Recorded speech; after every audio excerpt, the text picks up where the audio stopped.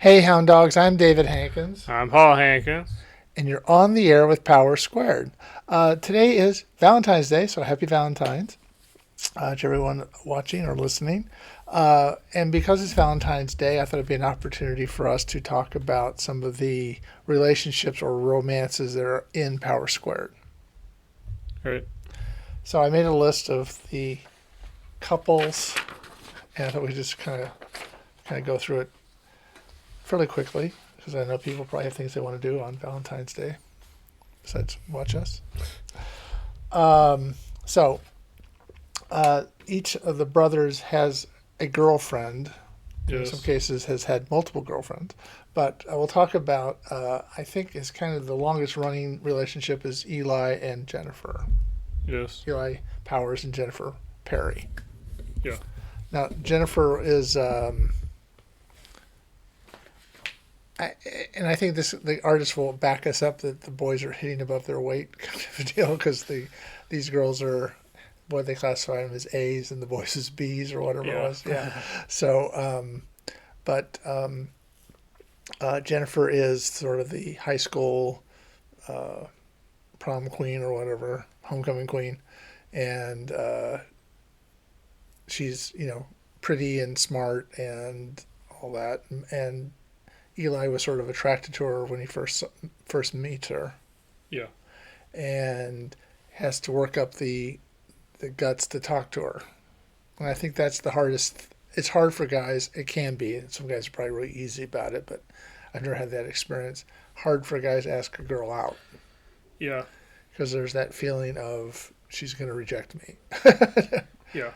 and uh, Eli finally gets the courage to talk to her he's going to approach her after class in the parking lot after school, and he ends up saving her from being kidnapped. Right.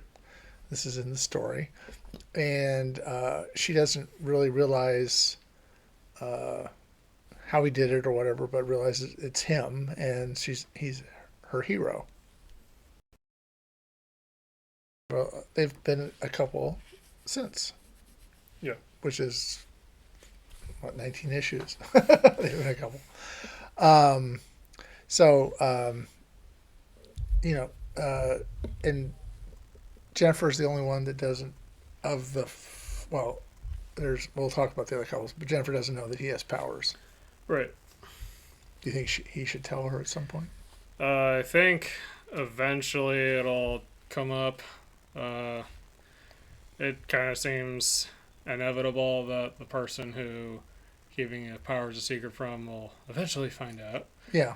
I don't know when exactly, Right. but I imagine he would Uh, either he would have to tell her or she somehow finds out another way. Right. Yeah. You think she suspects because of that he saved her, but she doesn't know. Yeah. She wasn't really thinking about How? how. Yeah. All right. Now, because Mocha sees Jennifer kiss Eli, she decides to kiss Marty because she's never kissed a human being before, Right. which is kind of hard to believe, but it's part of the story. And she likes kissing Marty, Yeah. and I think Marty likes being kissed, Yeah. right? And I think the relationship only goes so far. That's how you know it's live. That's right, because there's the doorbell. Um, and so they have kind of a kissing relationship, but it doesn't really go further than that, I don't think. Right.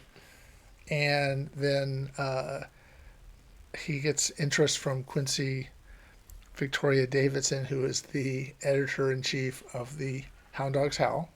Yes. And she interviews him, and she comes on to him, kind of. And that's not really a healthy relationship for Marty, as it turns out, because she wants to kill him, basically. Yeah. She tries repeatedly to kill both brothers, right? Yes. So it's not really a healthy relationship, but he doesn't realize that at the time. she's very persuasive, and she's using persuasion and I'll say sex to sort of corrupt him, right? Yeah. And eventually, with Eli is concerned because Marty, he's losing Marty, right? Yeah. And Marty is sort of warming up to Dr. Atlas, and so he gets everybody to help, including Mocha, to help kind of snap him out of it, sort of. Right. Now, one of the things that works against them, Eli, and trying to get Marty out of it, was that there's a guy, the imposter, Yes. Pedro, who imitates people, and he imitates Marty. Yeah. But Quincy tries to convince him that the only person that looks like you is your brother. So she's trying to use that to drive a wedge between them. Yeah. But anyway, when he gets freed from this trance, I'll say he's in, maybe. Yeah. He takes back up with Mocha. Right. Right. Yes. And I think that's a better fit for the two of them. Yeah. Or for him, at least, I should say. Yeah. To have somebody that actually cares about it. And Mocha at the same time has to be sort of protective of not only him but of also Eli. Yeah. Because she's the one that gave them the powers, and she's the one that told them not to tell anybody that they have. Right. So how do you feel about? Do you see a future for Marty and Mocha? I think so. Right. Okay. Yeah. Do you not? No, I'm just trying to involve you in the conversation. I see them having a long-term relationship. That does make Marty a furry, I think. Yeah. Yes, and it's a little bit like, and you're not going to probably understand this reference, and maybe you will, and maybe some people out there will. Bewitched, where you had Darren Stevens married a real witch. Yeah. And she can do all, she doesn't age like he ages, and she can obviously do magic and stuff, and he's in the current term muggle.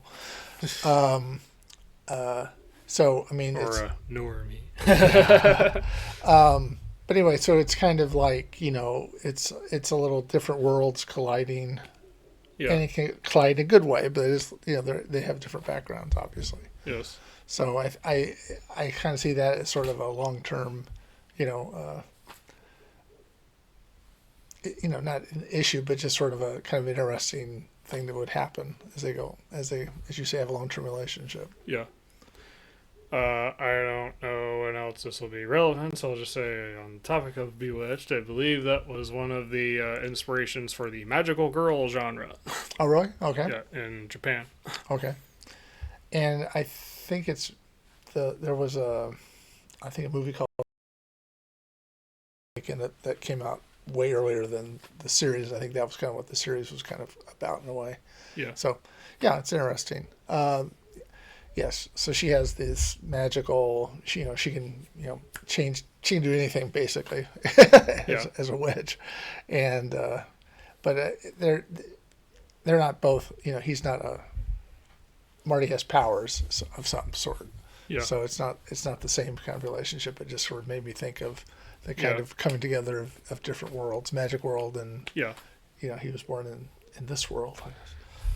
So I think they have long term. Now, I mentioned Pedro and Quincy after being manipulated by Dr. Atlas. Quincy had the ability to sort of persuade people, and he gave her the Verbus compound that made her very persuasive. And Pedro could imitate people, and with the Verbus compound, he could become somebody else. Yes. And once that gets sort of resolved, they find each other. Yes.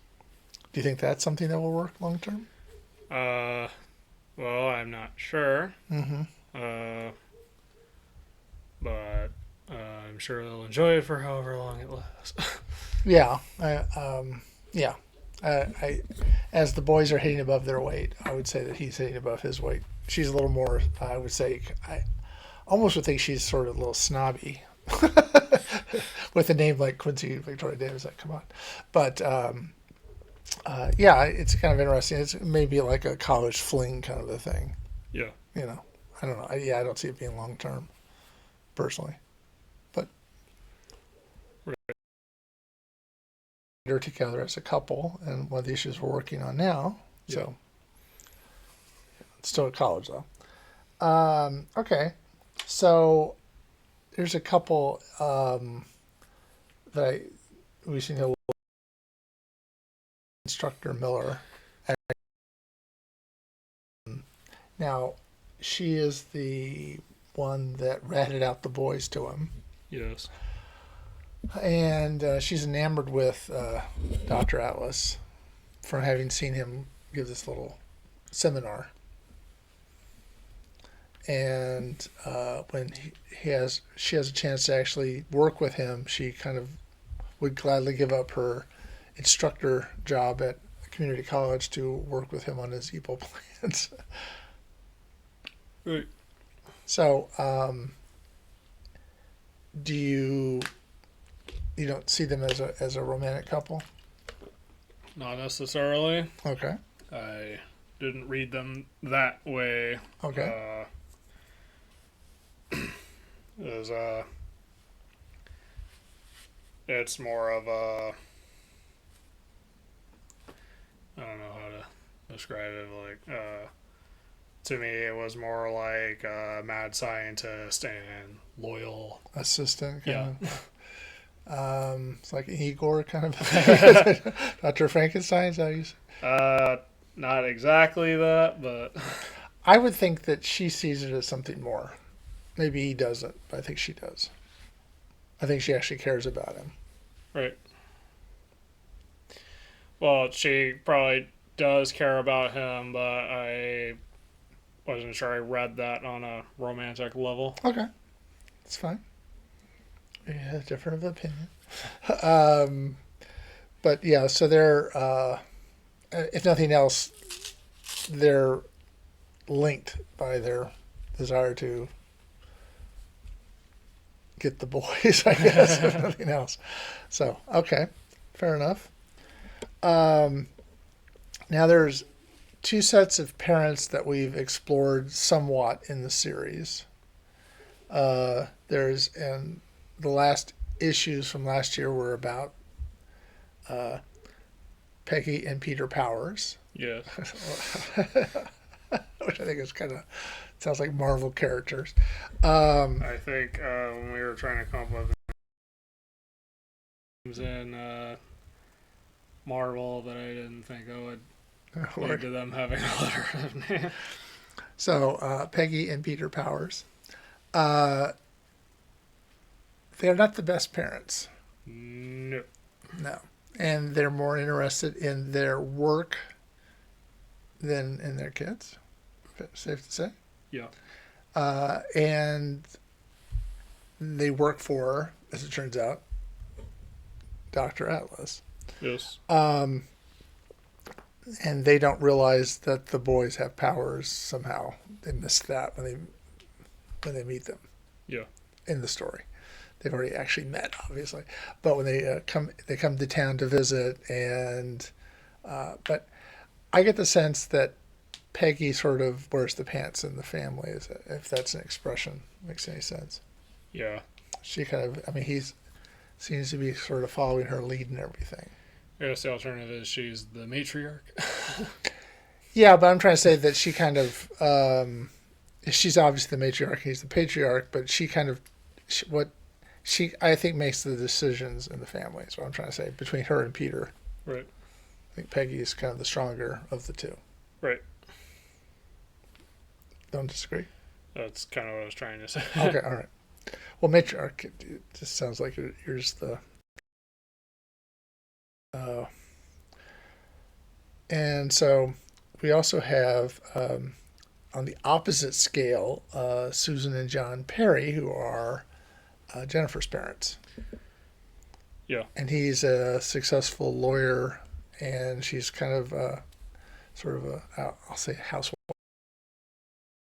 thing exists. But Right. she doesn't have to work because he makes enough money for everybody, which is possible, I guess, if you're a lawyer. Um, they seem to have sort of a more of an easygoing relationship. Yeah. They seem to be good parents. They seem to love Jennifer and want to give her the best Yeah. that they can. And I think they kind of they I think they're a good couple for each other. What do you think? Yeah. I'm Okay. not. I'm not sure what you want me to say. Well, I don't know. I just want to get your opinion of them. Well, I don't disagree. Okay. So, They definitely treat their daughter better than Marty and Eli were treated by yes. their parents. And I think they're nicer to uh, even Marty than they kind of accept him as part of the package. Yeah. You know, if you get Eli, you get Marty. And they seem to treat him pretty nicely too, I think. Yeah. Um, that brings sort of a less serious couple, I would say, is Uncle Brian, who I think we set up to never really be serious about a woman. There are guys like that.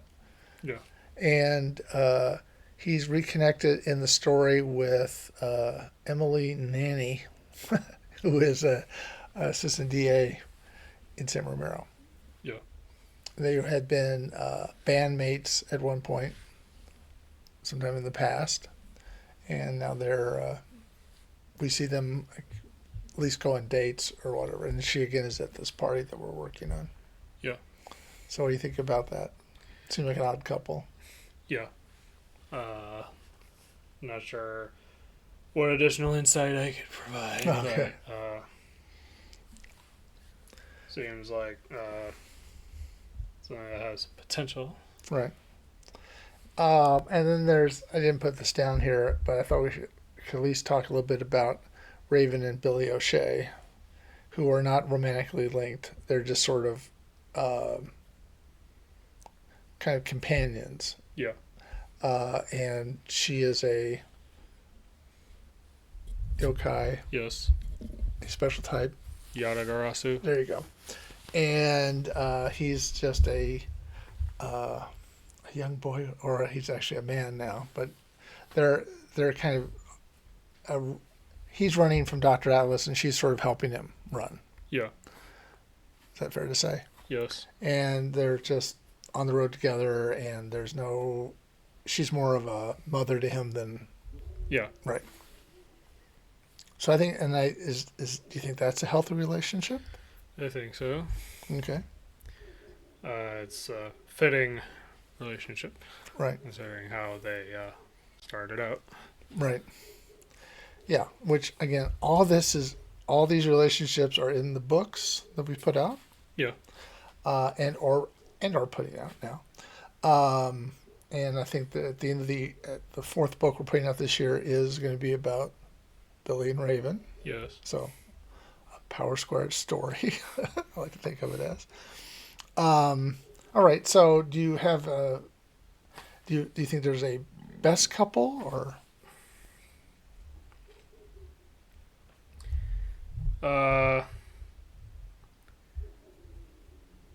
Well, if I said Marty and Mocha, I'd be biased. So I think that's a very interesting relationship. yeah. Yeah, I mean, obviously, I think they're close, intimate, Yeah. as we've shown Eli is with Jennifer. But they're a little more, in some ways, because Mocha is such a unique individual, I'll say. I mean, she's, this is all kind of new to her. She hasn't really hung around with humans before. And the fact that she found something in Marty that attracted her to stay around, basically. Everything's new to her in a lot of ways. Yeah. And I think she could bring Marty out in some ways because experience things with somebody that's experienced it for the first time. which Yeah. is kind of interesting. And so you think that's the Well, that and Eli and Jennifer we've seen the most. Right. So those two. okay? Well, I think that's fair. I think those are obviously the main couples in the story. Yeah.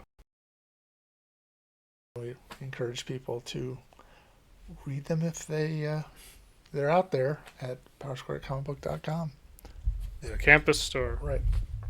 And you can read them for online or buy them in print. That's right. All right. So, anything else? I think that about covers it. We hope everybody has a happy Valentine's Day. Yes. And you're seeing this later. Hope you had a happy Valentine's Day. Yes. Now, we last week talked about fidget toys. Yes. And if you think you need a fidget toy, we have an affiliate code, Marty and Eli, with GetOno.com. And so we encourage you, if you want one, to look them up. That's right. So, if you're watching us on YouTube later and you like this, leave a like, subscribe if you want to see more, and leave a comment below. Letting us know how your Valentine's Day went if you're willing to share. All right. So until next time, I'm David Hankins, I'm Paul Hankins. and you've been on the